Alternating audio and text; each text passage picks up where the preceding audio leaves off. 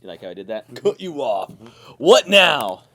I have energy. I don't know how. How do you have Welcome back to the Not So Round Table. Nice shirt. Thanks. It's a medium. It's a medium? Smedium? It's not. I like how smedium and... I was going to say like Marge or something like that. MLG. MLG. This is our first NSRT back from Memorial Day weekend, as I nickname it, the weekend of all the airsoft events in the entire country. Yep. As you know, there's tons of people who have events on Memorial Day weekend, just because it's a 3-day weekend. It's the first weekend of the year that really you could do a bunch of events. So, how was Line Claws? I had a lot of fun. You had a lot of fun? Dude, we get to roll around in the Humvee again. Oh, he lives in the under the sea. Blasting people. It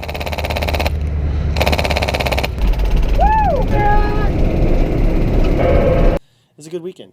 And I went to Broken Home. Also a good weekend. Got very lucky with the weather. Didn't hit any rain. I don't know. You mean it didn't rain? It was supposed to. Man, it was great. That'd be nice. Lots of fun. No one from our... Oh, wait. One person from our company did go to the Milton West event, so they had a good time. And, yeah, those are all the events this weekend. What event do you want to go to next? Well, I mean, next, the one I'm excited about is our Civil War event, of course. Yes. So if you have not signed up for Civil War tickets, there's a few left. I'm not going to tell you how many, but it's pretty low. So if you want to sign up, right now Jet is outnumbering Matt by 20 players. Which is really nothing. 20 players. Yeah. So anyway, we need more people to sign up. The game is June 18th. At Colorado Airsoft Park. Should be a fun time. It's our first event that we are personally running in a very, very long time. We're very excited to kind of bring these events back to SoCal and have a good time doing it. At a really cool new version of a field. Well, yeah, we have not done an event at Code Red, so we're very excited to partner up with them for this event, and this will not be the last event. You definitely want to experience the first iteration of Op Civil War. So if you haven't signed up yet, make sure you sign up for Fighting Cats. Yes. That's all we're saying. I'll be on his team. Yeah. Who won't? Jet's just going to be by himself. You've already... My hand's already in the jar. You're already in the jar. My hand's in the cookie jar. All right. Aaron Ruiz asks... Aaron Ruiz. Dear Insert, where does all the GoPro footage go? Would love to see it. Thanks. Love the show. Have you seen Raiders of the Lost Ark at the end? That's where all the... What? That's where all the GoPro footage goes. No, I mean, we have tons of GoPro footage. Actually, we will be... I've been thinking about releasing some GoPro footage that we've had over the years of just some random good clips of spliced together. Some people putting in some work at some Lion Claws and some some AMS events, and even some Milton West events. Maybe I think I don't know. Well, that'd be cool. We have some cool footage though, but we also want to focus on playing a lot too. So we don't always necessarily run a camera anymore. So sometimes the footage is just. Well, we've got a reasonable backlog. So. We do. Thank you. I didn't have another answer for that. That's where it is. It's okay. Angelo Azarcon 3 asks, why do people use mock suppressors? Oh, well, I mean, there are a variety of reasons. I'd say the primary one is because suppressors look cool. Especially now with airsoft. We'll go to the glory days a little bit. I refer to them as the glory days, when you were able to put foam in them. They came with foam, and they actually did suppress the noise quite a bit. But as time has gone on, people have realized that is illegal. Right. So now they've started hollowing them out, or filling metal or whatever. And mostly now they're used for looks or enabling you to put a longer inner barrel inside of a shorter looking gun. And that's one of the primary benefits of going with a mock suppressor is you're able to use an extended barrel that would otherwise extend into your flash hider or muzzle brake, giving you a little bit better range. Obviously, making the gun a little bit longer, but the increased range and accuracy at that range is a really nice advantage. In addition, you also got platforms that are able to seal to your inner barrel that give you an FPS bump. So if you're using a weapons platform that could use an FPS bump if you're playing outdoors or something, you can get a mock suppressor that will do that. Okay. Two exciting questions right off the bat. Yep. More of the knowledge-based questions, which are very useful for the airsoft populace. Bendolin asks, if the Evike crew were in the Hunger Games, who would you kill and who would you form an alliance with? Additionally, who do you think would win? You have to start first. Who would okay? Wait. Your answers determine my answers. First question: who would you kill, Lauren? I knew that. I figured it was Lauren. I wouldn't kill you. I know you wouldn't kill me. I'd form an alliance with you. It's fine. You can kill me. There's no hard feelings. You're not the first person I'd kill. No. But I would attempt to form an alliance with you. Okay. But because I think we're both conniving. You're just saying this because of all the Node videos. Yeah. Yes. Yeah. Shady. And unfortunately, I would like to think that Ryan would have a good a good chance of winning, but I'd probably knife him first. My first person who I would kill would be Miguel. Just because I've dreamed about it for a year. Oh, yeah, damn. Killing Miguel right off the bat. And I would probably form an alliance. Not with you, man. I'm sorry. No, that's fine. I don't know who I'd have to form an alliance with whoever else I think could win, and that way I could secretly kill them before they kill me. So you'd form an alliance with John? Probably, yeah. Even though John doesn't play Airsoft. That's okay. It doesn't matter. He's part of the Evike crew in this sense, right? Mm-hmm. Okay, that's my vote. If not, maybe Ryan, and then we'd both kill you, and then. It's a solid strategy. Yes. Mm-hmm. See, I think beyond of the initial kill. That's cool. You know who would be really good at Airsoft Hunger Games? Roger. Yeah, if Roger was still with us, he would definitely be the first person I'd kill. Oh, yeah. Just because I wouldn't believe... you would have to be, like, the person you kill right off the bat. Mm-hmm. If not, he has a good chance of winning the whole thing. Mm-hmm. So you got to get him while he's weak. Mm-hmm. Ryan Curtin 4 asked, do you consider Airsoft a sport or a hobby? I know, this topic. This topic has been discussed before, and it continues to be discussed in Airsoft forums and YouTube comment sections around the globe. Okay, so really quick, so keep this... Okay, what do you think? I already chosen my answer of what I think it is. What do you think it is? I think it can be both. You're picking one or the other. You're going to take an argument of one side, and we will both all be on the same side. I'm saying, honestly, I think it's a hobby. I do not think it's a sport. Yes, there is a physical aspect to it, but I'll explain why I think it's a hobby versus a sport. I just hiccuped. I mean, I would argue that it's a sport, but there's no, like... Okay. Why? Okay. Why would you say it's a sport? Because of the physical aspect of it? Well, there's a physical aspect of it, and there's, team play, and there are uniforms, and there are event organizers, much like many sports have. Now, that doesn't mean to say that all sports need, have an ingredient for the ability to win at a competition. Not all sports, have like an award. Do you have an example of that? Okay, so for example, there are plenty of athletic activities that some people, even though it's very athletic, do not consider a sport. An example of that would be rock climbing. Rock climbing is not considered a sport. It's considered an activity, an outdoor activity, even though it is very physically demanding. Another example would be outdoor whitewater rafting or outdoor kayak, whitewater kayaking, which I used to do when I was younger. Like, all of that, I never considered it a sport because yes, there are sporting kayaking events where you can win medals and stuff like that in a competition, but just going down so some then rapids, why isn't that considered a sport? I'm confused. It's not, because things like golf are considered sports. Yes, it's a sport because... And ping pong is a sport. Because there is a winner and there is a loser. There are winners and losers in Airsoft. Yes, but sometimes they're on the same team. There's winners on blue and there's losers on blue.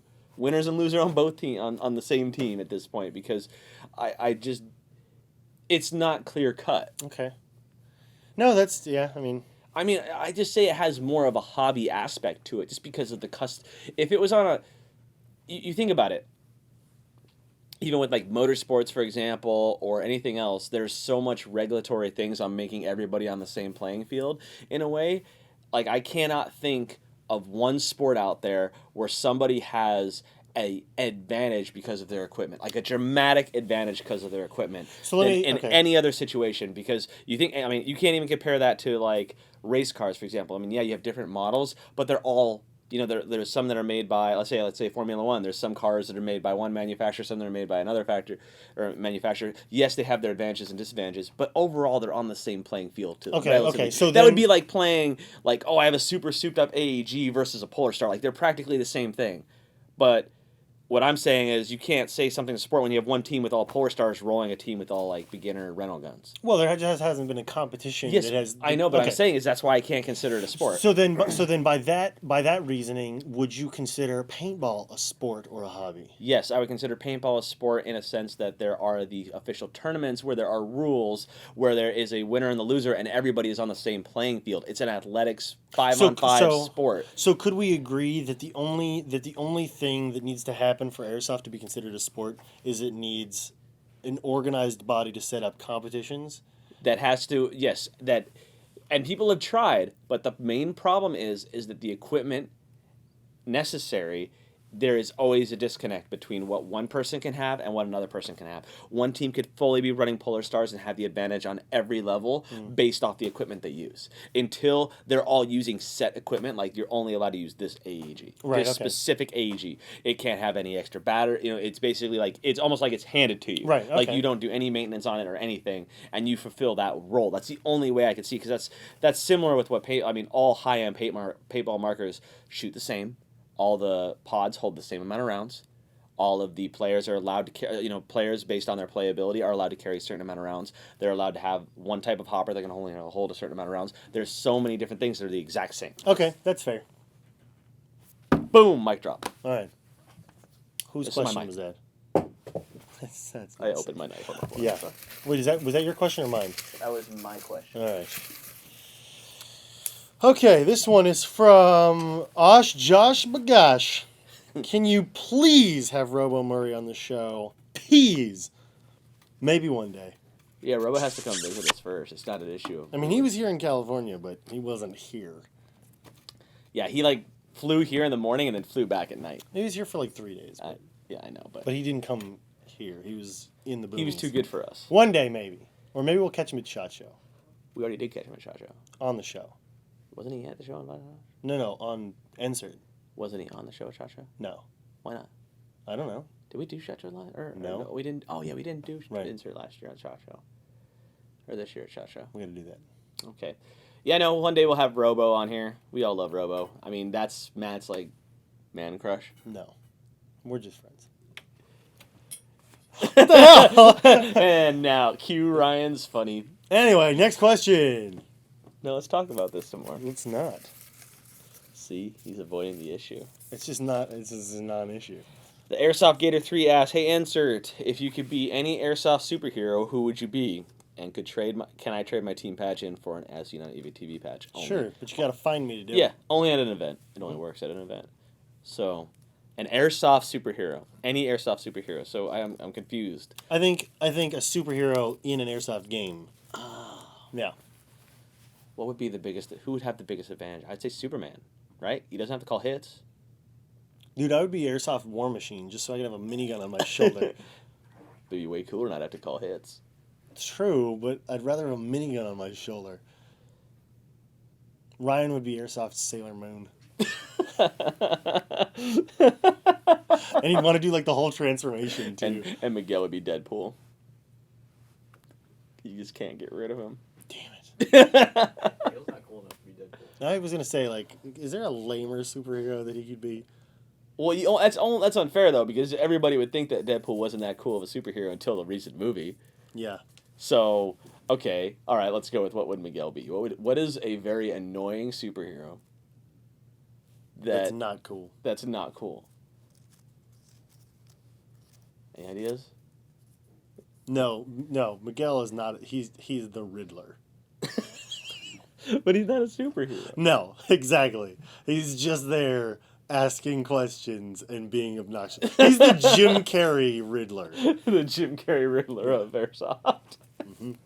That's good. Yeah, Miguel's getting no love in this episode. All we want to do is kill him in Hunger Games. He was just here bothering and make him the irritating Oh, hey, this is a good question. Okay, Nick Gelman asks, "Hey, Insert, have you guys ever played in a haunted location? I know Operation Lion Claw is doing one in June at an asylum here in Pennsylvania.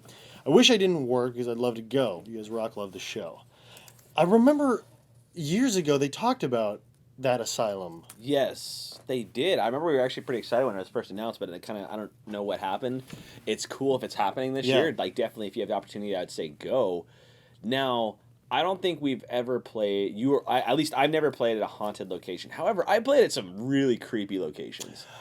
Okay, I would argue Blue Heron. Yes, that's exactly what I was thinking. Is Blue Heron, but felt creepy. Yes. You remember when we went up to that room and there was the chair in the middle with the IV bag, like there was like this what was it, like a hospital room? No, it was like the nurse on site. Like there was like a nurse's office that had. It was really weird. It was a creepy facility, just because it felt like you basically everybody decided not to show up to work the next day and just left. Yeah. Yeah. And the place was never reopened, and and just imagine you think of scenes like from The Walking Dead where they're finding people just disappeared. Yep. And we were wandering around in the dark for the night game. I know you had night vision, Miguel had night vision, but for those of us that didn't, we're all just kind of standing there huddled like sheep. It got really unsettling. Like, I don't know if that place is haunted, but it had a creepy vibe. It certainly did, especially upstairs in the machine shop and in that area. Was weird. Yeah, it was really we're down in that underground chasm that had no purpose being there. Yeah. Yep. And it's it's crazy. It's just in the middle of the city, so you just whoa, this is so crazy. Down the street's like a sports bar. Plus, it's in Oregon, and I watch Grimm, and there's probably, never mind, it's a show. Never mind. There's werewolves running around in Portland. Hey, Matt. Yeah. The new season of Top Gear starts Sunday. It does. Are you gonna watch this? I already know your answer. Matt is very. I'll take this. I got you. I think my answer might surprise you, but okay. Okay, go ahead with your answer. No. No, I think Matt doesn't want to watch the new Top Gear. I think it's going to be interesting. I don't watch American Top Gear because I don't think that it has the chemistry between the three hosts that the British version did. With the new hosts for Top Gear, I think Matt LeBlanc is hilarious, and he's reasonably knowledgeable about cars. If they can nail the chemistry, I think they have a shot at being a show that people will continue to watch. But I'm waiting for I have Amazon Prime, so I'm waiting for that to be released. The real Top Gear. The real Top Gear? Yeah. Yeah, okay. Is everybody happy to know that Matt has Amazon Prime? What time is it? 20 Gunman asks, Insert, what is the most expensive airsoft gun you've ever shot? Shot or owned? Shot. Dude. Oh, minigun. On 3. 1, 2, 3. Minigun. Yeah. It is really cool. I mean, the minigun's very cool. But for the money. Yeah, no, I thought that was maybe a question of what is the most expensive airsoft gun you ever owned? Let's answer that one. Let's answer that one as well. Okay, yours is your high Kappa, right? Yeah, it would be the most expensive now. Yeah, mine is the one Ryan built, I think. Yeah. Yeah. Well, he charges exorbitant prices for he's such a mediocre work. and we get the finger. Thanks, we get Ryan. The finger. Thanks, Ryan. All jokes aside, he makes a really quality product. Or builds a really quality product. All right, this is a good one.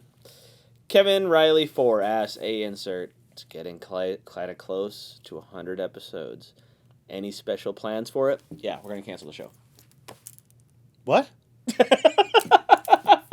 I just felt like 25,000 people's hearts just dropped. Well, mine did.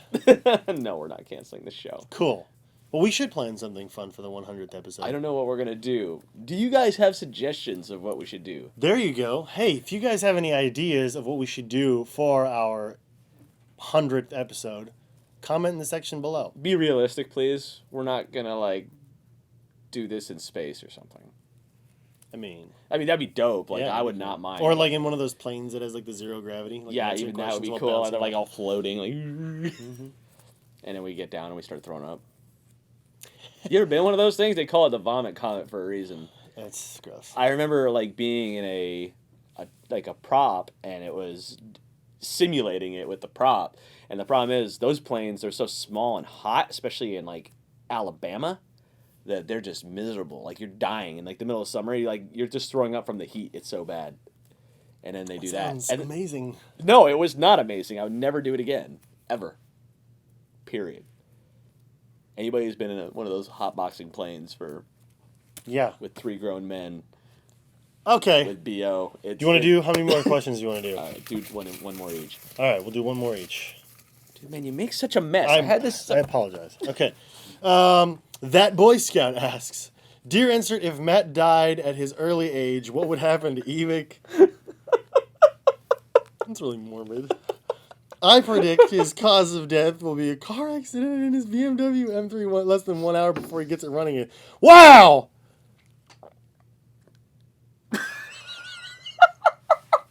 Wait. I swear I didn't write. Nothing would happen. Evike would continue. What? Airsoft would die. Yeah, the world of Airsoft would not change in any way. Really, though? That's really morbid. Yeah, question. no, like, why did you have to say that if Matt died like, just to say if Matt died, what would happen to Evike? That would have just been the perfect end of the question. Instead, you just like, I predict his cause of death will be a car accident. We live in LA with like the highest car accident rate in the West Coast, What's if not sad the country. Is, like, I had to read the question. Like, of course I would get it. Are you okay? I'm fine. You okay? Now I'm contemplating my own death. I'm never driving my car. Okay, again. that Boy Scout won. Thanks a lot. Look what you did. It's cool, man. Oh wait, is it one? No, it's 1 week ago. Yeah. You okay? You want to talk about it? No, I'm cool. You want to talk about it? All right, final question.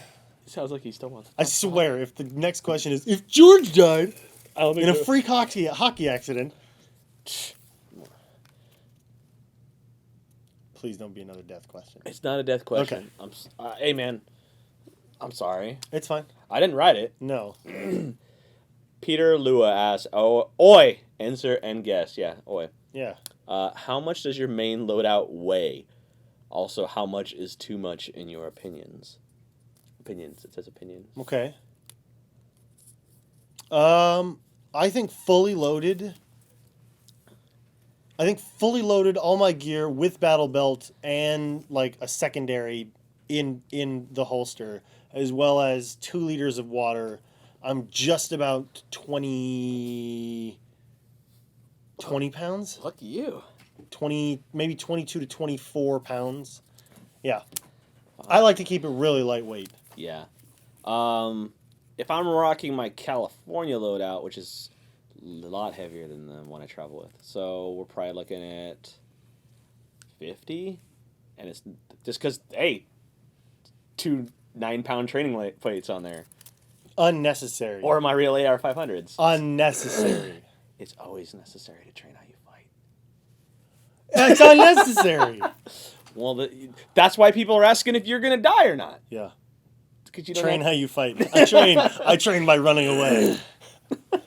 Anyway, yeah, no, I mean, his loadout's very similar in terms of, keeping a small pack design, 2-liter water pack, Camelback. I do carry a little bit more a little bit more ammo and stuff on that. So probably, like I said, I'd guess the California one, if I'm wearing my training plates, to be about 40 pounds. You obviously could take off 18 pounds if I don't wear those, and I just wear the.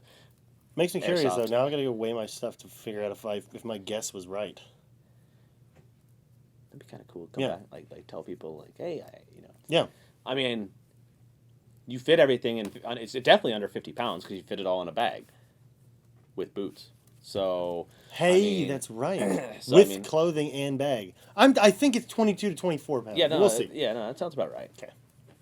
Anyway. All right, guys, thank you for joining us on this pretty exciting episode. We got a lot of questions answered, and then a morbid question that ruined it for everybody, with just me. Thanks again for tuning in. If you guys have any future questions, hit them in the comment section down below so we can put them into the helm of reasoning. And if you have any ideas for the upcoming 100th episode, go ahead and put those in the section as well, and we'll read through them and hopefully come up with some cool ideas of something to do. Also, we have a Snapchat. Oh, we do. We now have a Snapchat. Did we already Snapchat today? Cargan's going, yes, we Snapchat. What's it called? Airsoft Evike. Airsoft Evike Snapchat. Follow us on Snapchat at Airsoft Evike for your Friday updates of Snapchat, and then whenever else we have time. All right, guys. We will see you later. Bye. Bye.